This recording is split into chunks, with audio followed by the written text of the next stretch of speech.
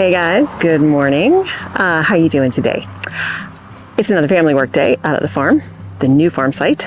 I'm going to be laying out the rest of these beds while Mike and Aiden work on trying to level a pad for the shed. That may or may not work. We're going to have to see. It's pretty uneven out here, so we'll see how it goes. But I'm going to get started getting the rest of these stakes hammered in and the string put up.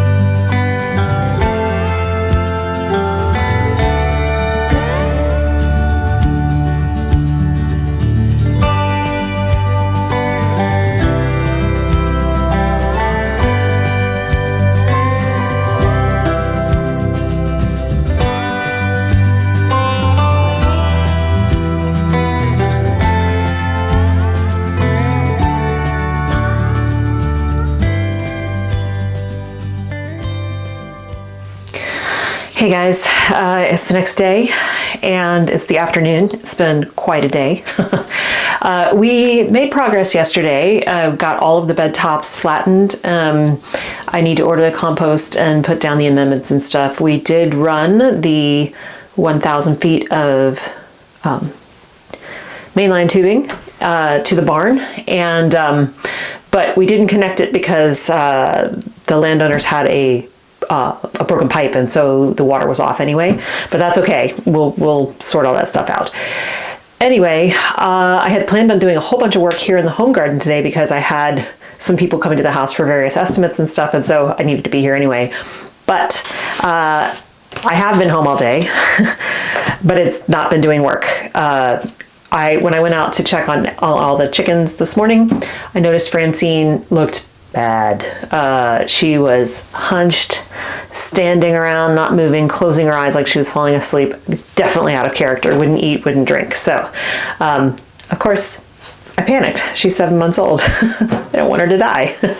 So I've done a lot of research all day. First thing I did was create an isolation pen for her. So I used the old brooder, filled it with fresh litter, put a heating pad in there actually, and she's in the garage with a cover on it and with food and water, even though she wouldn't eat or drink. And then I started trying to get information from folks. What do you think? What do you think?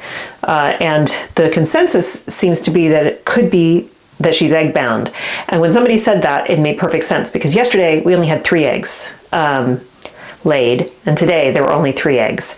And this is a potentially deadly situation, because if a hen can't pass what's blocking her cloaca, so it's you know, an egg or a half-formed egg or a lash egg or whatever is in there, it's blocking. It could be a huge egg. She has a tendency, now I'm thinking it's her, to lay very large double yolk eggs. So if we can't get that cleared, she will die. She is still able to poop, so that's good, because that means there's not a total blockage, but everything in a chicken comes out one access entrance, one exit point called the vent or the cloaca, which is the scientific name for it. So what I did was, on the advice of everybody I know who has chickens, is I did a Epsom salt bath soak for her for about 15 minutes, warm water, here in my laundry room in the sink. We're about to do it again. And she just sat very still for that. I make sure everything was clean. I can't tell if I can feel stuff in there. I'm going to try to do it again, and I'm still new at this, so still learning what normal feels like.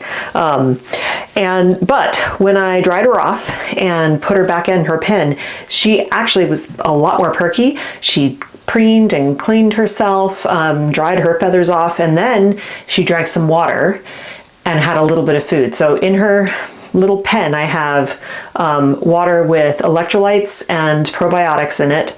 And then I made her some scrambled egg, and I put a little bit of chick feed on top of that scrambled egg. That gives her protein, and also the chick feed is like a treat for adult birds. You're not really supposed to give it to them, but in this case she's sick and I was trying to entice her to eat. So she didn't eat a lot, but she ate some. I'm more concerned about the water intake. So it seems like she is drinking now, and that is a good thing, because dehydration is an instant killer for any living thing, right?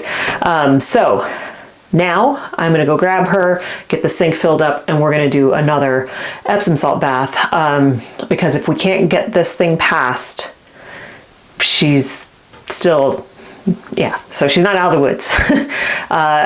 From everything I've heard and read, it's about a 48-hour period before they just kind of pass because of the blockage. So let's really hope that something happens. Magnesium in the Epsom salt is supposed to help relax the muscles, which it seemed to do earlier. And the calcium that's in her electrolytes should also help her pass that egg. Plus, I also put some olive oil around her vent. I used a glove because that's supposed to help lubricate a little bit too. So fingers crossed. I really don't want to lose her. All right. I'm going to fill this sink, and we're going to watch a chicken take a bath. It's okay. It's okay, sweetheart. It's okay. Here we go. Yeah. Once she's in, she tends to be pretty chill. But definitely getting in doesn't make her very happy. Isn't that right, sweet girl? You're so pretty. I'm so sorry you don't feel good. I'm so sorry. She's gonna throw a fit again here, but I need to move her forward a little bit. I know. Yeah, it's okay. I just need to be able to feel under here. I don't know, sweet girl. I'm not talented enough to know. It's okay. It's okay. Yeah. Oh, your feet are sliding. That's no fun. So, supposedly you want to do this for 10 to 15 minutes. The magnesium does help to calm the muscles. Epsom salt baths are great for humans and for pets too. Yeah, and this one has lavender in it. So that may not help with the egg binding, but it probably helps her calm down a little bit. So it smells nice in here. And I think that heating pad in her little hospital coop is helpful because, she's a little wet still on her tummy from the previous bath, and that can make her cold, and you don't want them to get cold. Isn't that right, sweet girl? I'm so sorry. I'm so sorry. And she does not look like she has mites or anything like that. Haven't noticed anything in her poop. So I think this is really the thing that makes the most sense. And it stinks because she's only 7 months old, and generally once a hen becomes egg bound, they potentially can get it again. So from what I've been reading, one of the things you can do to help prevent it is to provide lots of calcium. Their eggshells have all been very nice and hard and solid, but I will provide more calcium to everybody. Yes, yes, just in case. Just in case, pretty girl. And we'll see what happens. Hopefully that can help prevent this from happening in the future. Her comb is not floppy, so that's good. She just, she was looking really rough this morning, and I knew I needed to isolate her. Now, the challenge, let's hope and pray that she makes it through this and she passes something so that she can get better. But when I go to reintroduce her, I can't just put her back in with the flock now. Because she's been pulled out, you have to reintroduce her like she's a brand new member. So, I know, honey, I know. So, I don't know how long she's going to have to stay in the hospital room. I mean, that all depends on whether she can pass something or not. I'm so anxious about that. Like, I don't want to come out tomorrow morning and find her dead. That would break my heart. People are like, it's just a chicken. Yeah, but I've been entrusted with our care, and I want to keep them healthy and happy.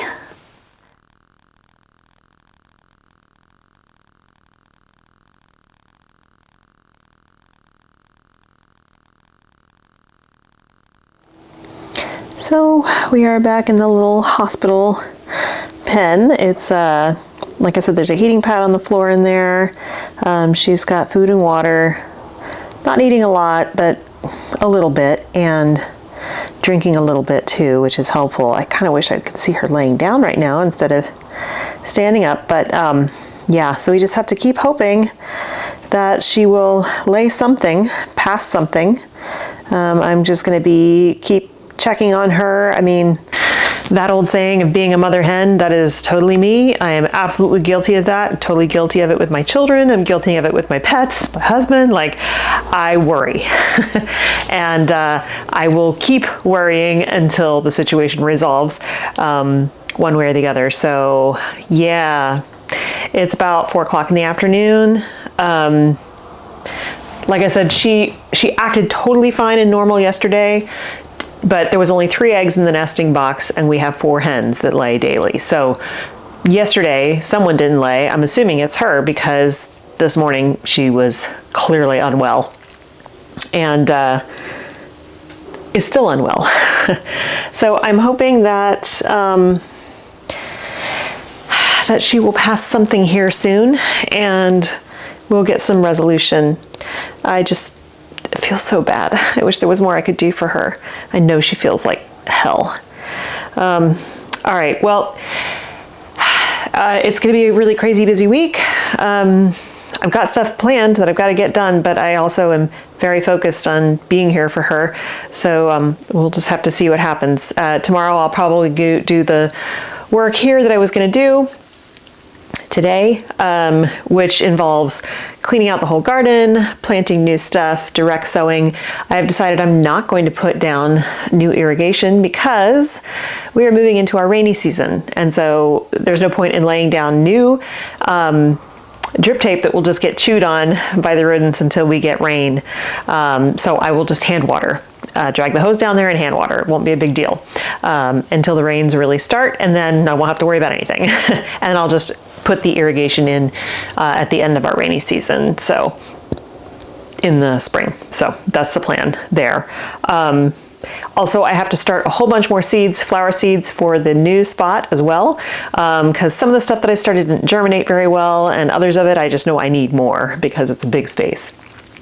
So yeah, I'll be doing all of that tomorrow, and of course keeping a very close eye on Francine. Hi, sweetie. And making sure that the chicks, who are now in their tiny coop inside the main run, we moved them in there yesterday morning, making sure that they're still okay and they still have food and water, and that the big girls aren't trying to hurt them. So far, nothing's happening. I mean, there's just, they're separated by hardware cloth. in that coop. So, so far so good. But I'm looking forward to integrating them. I was planning on leaving them in that situation for 2 weeks until they got bigger and the big hens were very comfortable with them. But I may end up needing that coop for Francine. I'm really, really hoping she recovers. But the longer you keep a chicken away from the flock, they lose their order, their pecking order, and it gets reestablished without them. Francine is at the top of the pecking order. So if you just dump a chicken back in after they've been away for many days, there's a lot of fighting and a lot of ugliness going on. So yeah, so I may end up having to release the Kraken, the babies, earlier than I had planned, in order to put Francine in there to keep her safe while everybody gets reintegrated. Yeah, it's crazy. All right. Thanks for hanging out. I'll keep you guys posted. If you are not following me on Instagram, you can go over there. It's just under Heather Marano. I post stories there that I don't always put up on YouTube, so slightly different. I mean, it's content, all gardening and farming related content, but sometimes there's stuff there that doesn't make it to YouTube, so you can check it out. Yeah, I'm gonna check on my girl again, make sure she's doing okay, and I'll see you in the next video. Wish us luck. Bye.